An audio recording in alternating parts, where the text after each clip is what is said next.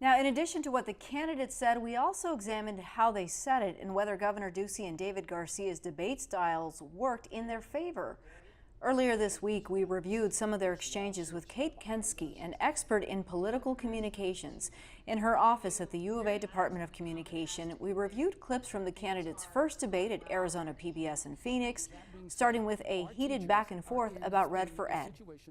Right now, we are the second worst state in the country to be a teacher. It's a report that came out today from Walnut Hub that says we are the second worst state to be a teacher. They haven't factored in. Mr. Ducey, Mr. Ducey, once again, will you let me finish? This is an exchange.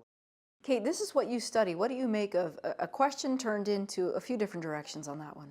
It's hard in this kind of format because on the one hand, debates are fantastic because it forces candidates to provide a spontaneous reaction, one that they can control. I mean, this is one of the very few types of forums where candidates can control exactly how all other players on the stage are going to react. What do you make of the body language, the please, let me finish, you're not being respectful, this is an exchange, not a monologue?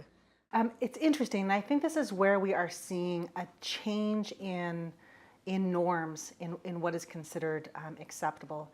In perhaps 2 decades past, this would have been considered perhaps something that would be considered rude. In today's forum, where you have to demonstrate that you're not going to let someone trample over you and that you have control, because it's so polarized, and you have to send the cues to your base that you're not going to let someone do that, it is not surprising to see the candidates talk over each other. The barbs continued throughout the debate. We asked Kensky to evaluate each candidate's opening and closing statements for common themes and any changes in their delivery. I'm a fourth-generation Arizonan, a product of Arizona's public schools, the first in my family to graduate from college. That one, okay. Go here. We need a governor who is from us, for us, ready to fight for the people of Arizona. I will be that governor, and I will be proud. I would be proud to have your vote. What do you make of David Garcia's open and close? Did the exchange in between those two create some distance of who he was at the beginning and how it ended? Actually, I thought he actually did a pretty good job doing what an opener and close is supposed to do. The opener is supposed to give you very quickly, because it's not that long, a sense of where they came from, and for the challenger, why they are arguing against the status quo. Was there a shift in his energy? Shift in the energy. I would say it was fairly consistent without. I think that what a challenger has to do, again, is convey, both in terms of body language and in terms of issue positions, that they have what is needed and they have the energy to carry it out. And I think that he accomplished that. We moved on to Governor Ducey's statements next. I've worked very hard to bring business principles to Arizona state government, and our state is very different today.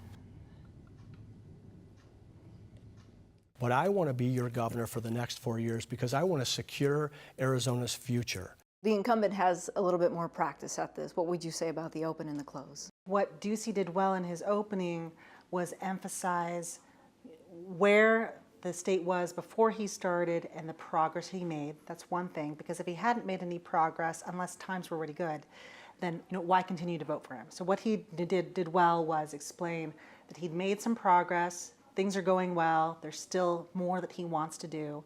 And his nonverbals, conveyed strength, conveyed that it's not quite that same sense of urgency that a challenger has, an incumbent has to convey.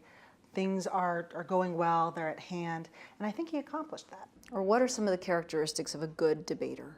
First is answering the question. A good debater is somehow going to make sure that they tie whatever was implicit in the question itself. That doesn't mean that they won't maybe add in a few other things as well, but they have to answer that question. Number two, a good debater is going to be able to answer the question fairly quickly. Sometimes our best responses do take a few moments of reflection before we do so. But we live in a fast-paced environment, and so what will the audience respond well to? Someone who has those answers ready. Third thing of a good debater is that they're able to tie in facts and statistics in a way that doesn't necessarily overwhelm the audience, since the audience might not be familiar with the reports or the fact base. But they need to show that there's evidence behind their statements. What are some of the missteps that can come out of a forum like this one? Well, this is where sometimes things can spiral out of control. When two candidates, are together, it's likely to get heated, and they need to have some mastery of their emotions. There are many candidates who dodge debates, and again, it's because, as you could see, that things can spiral, that they can't control exactly how the moderator is going to ask a question. They can't control what their opponent's going to say. Their opponent probably has a completely different twist on the information than how they want things to be perceived. And so the fact that we have our gubernatorial candidates engaging in this important American form of public address is something that we should applaud both for. Okay, Dr. Kensky, thank you. Thank you. In the coming weeks, Arizona Public Media will host more debates. On October 9th, 2nd Congressional District candidates, Republican Leah Marquez Peterson and Democrat Ann Kirkpatrick, will debate at the Jewish Community Center in Tucson. Then, on October 17th, a 3rd Congressional District debate between Democratic incumbent Raul Grijalva and Republican challenger Nick Pearson here at the Arizona Public Media Studios. We will air both live on PBS 6 and on NPR 89.1 beginning at 7 o'clock.